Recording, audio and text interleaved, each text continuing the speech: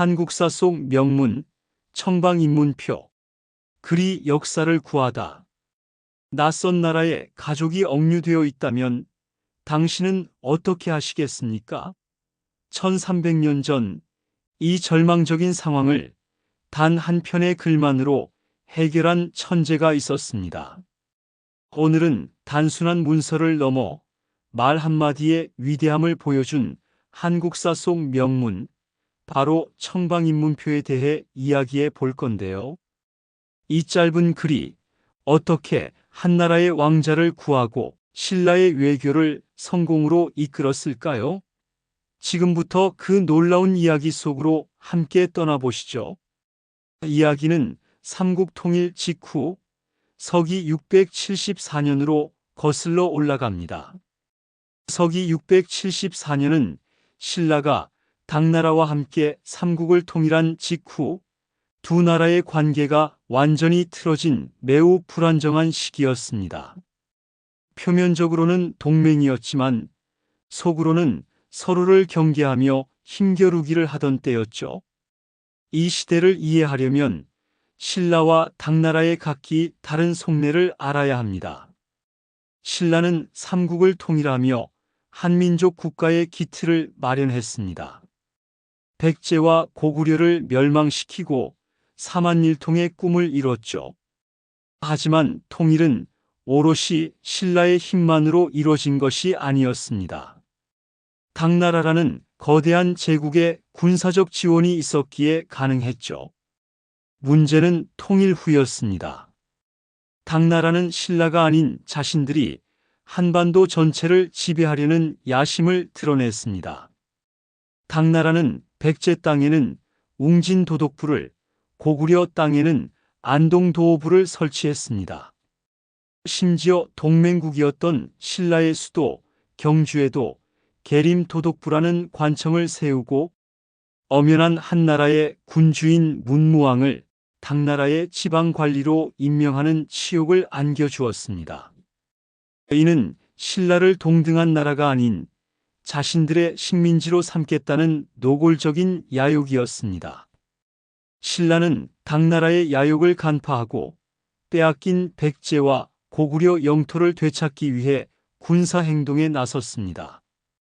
이로 인해 신라와 당나라는 동맹 관계에서 나당전쟁이라는 전쟁 관계로 돌아서게 됩니다. 674년은 이 나당전쟁이 한창이던 시기였습니다.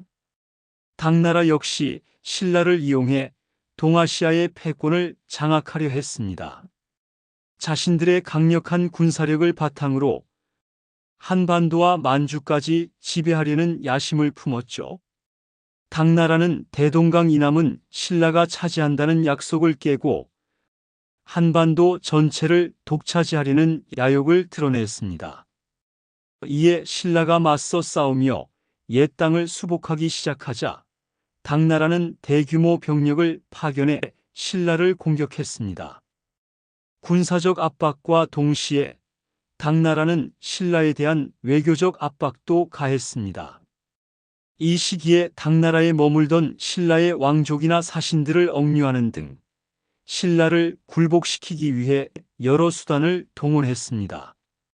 김인문이 억류된 것도 바로 이러한 외교적 압박의 일환이었죠. 서기 674년은 신라가 통일의 대업을 이루었지만 그 기쁨을 온전히 누리지 못하고 더 큰 강대국인 당나라와 맞서 싸워야 했던 위기의 시기였습니다. 이 혼란 속에서 강수가 쓴 청방인문표는 무력이 아닌 지혜와 외교로 위기를 극복하려 했던 신라의 노력을 보여주는 중요한 역사적 기록이라고 할 수 있습니다.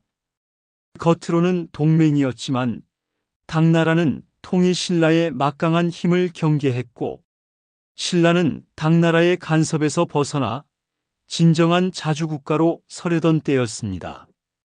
이런 긴장감 속에서 당나라에 머물던 신라의 왕족 김인문이 억류되는 사건이 발생합니다. 김인문, 왜 억류되었을까요? 먼저 김인문이라는 인물에 대해서 알아보도록 합시다.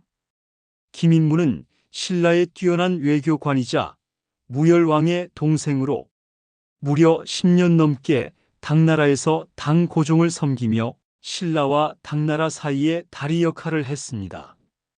그러나 통일 후 신라와 당의 관계가 악화되자 당나라는 김인문을 인질로 삼아 신라를 압박하기 시작합니다.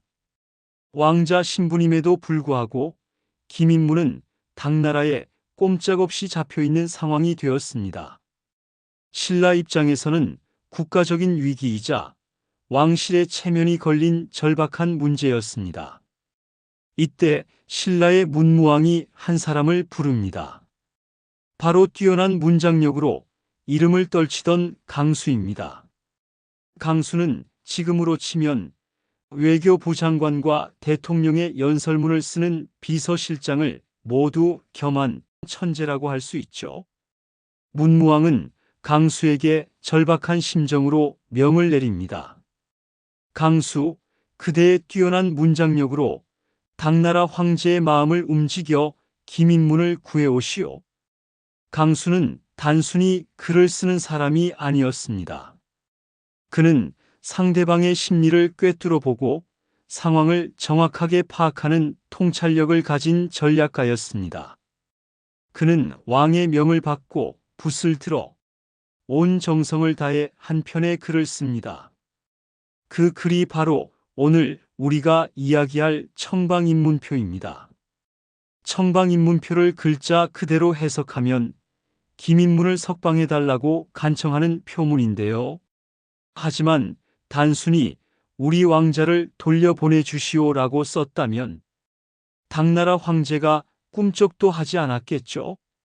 강수는 이 글 안에 인간 심리를 파고드는 아주 치밀하고 기발한 전략을 담았습니다. 그 핵심 전략 3가지를 살펴보겠습니다. 첫 번째 전략은 공감에 호소하라입니다.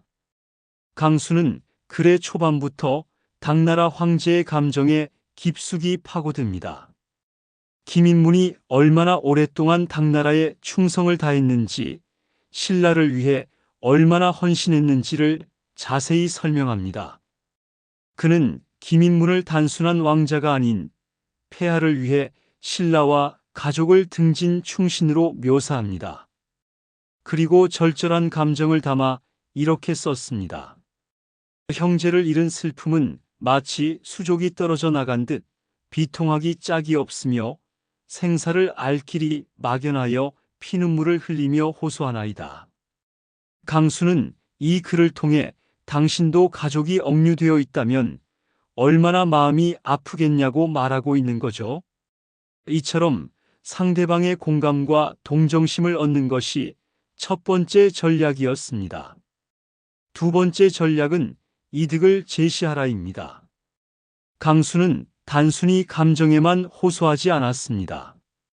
김인문을 풀어주었을 때 당나라가 얻을 수 있는 실질적인 이득을 명확하게 제시했습니다. 만약 폐하께서 은혜를 베푸시어 김인문을 돌아오게 해주신다면 저희 신라는 그 은혜에 감격하여 영원히 폐하의 나라를 섬길 것입니다. 다시 말해 우리 왕자를 돌려주시면 신라의 충성심은 더욱 굳건해질 것이라고 약속한 거죠. 당나라 입장에서는 통일 신라의 충성심을 다시 한번 확인하고 동방의 맹주로서의 위상을 높일 수 있는 절호의 기회였던 겁니다.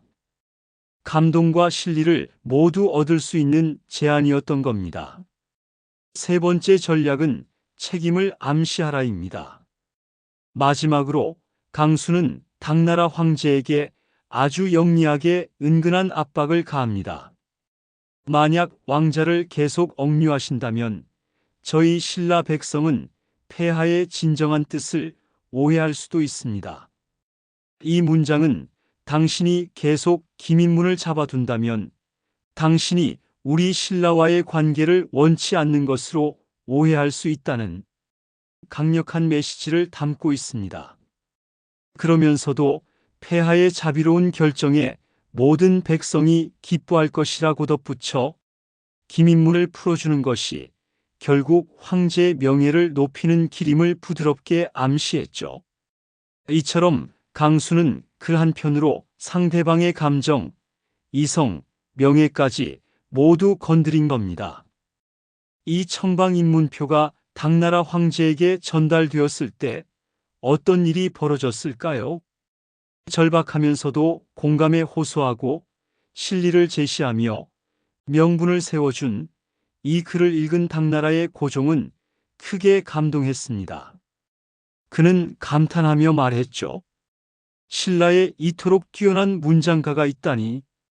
그리고 놀랍게도 그는 즉시 김인문을 풀어주라는 명령을 내립니다.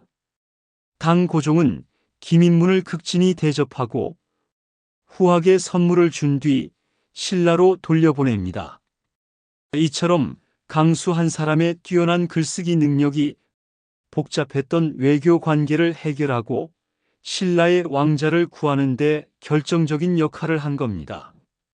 신라는 무력 충돌 없이 오직 말의 힘만으로 외교적 승리를 거둔 것입니다.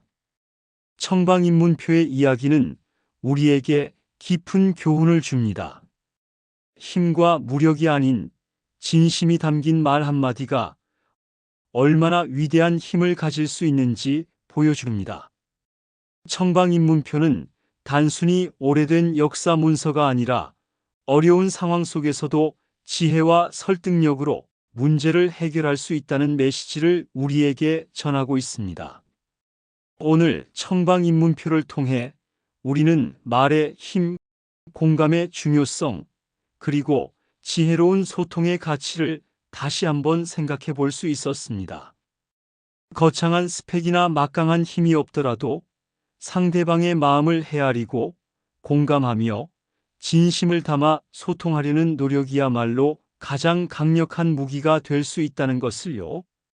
여러분의 삶에서 중요한 부탁이나 설득을 해야 할 때 혹시 강수처럼 마음을 움직이는 한마디를 준비하고 계신가요? 지혜로움이 더 단단해지는 여러분이 되시길 응원하겠습니다.